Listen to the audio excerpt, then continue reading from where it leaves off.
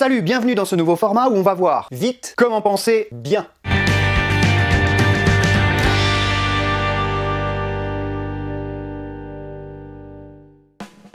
Imaginez une salle de classe un petit peu bruyante et un prof légèrement excédé qui dit à ses élèves « Si vous ne vous taisez pas maintenant, alors je vous dis de sortir une feuille pour un devoir surprise. » Les élèves se taisent, silence total dans la classe, et là le prof dit « Sortez une feuille, devoir surprise. » Vous trouvez ça injuste? Et pourtant, pour comprendre la logique qui est en jeu dans cet exemple, on va devoir parler d'un truc que les matheux connaissent bien, l'implication. Ok, une implication c'est un connecteur binaire qui relie deux assertions qui...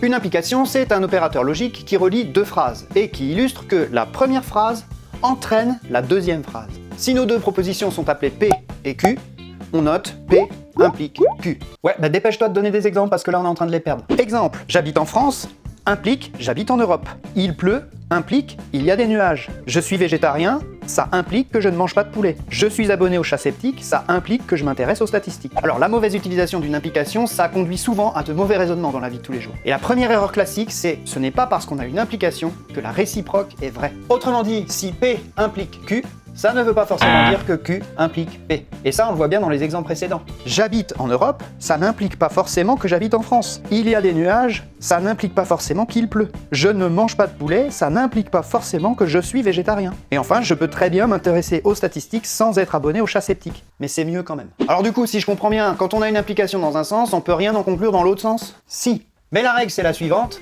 L'équivalent de A implique B, c'est non B implique non A.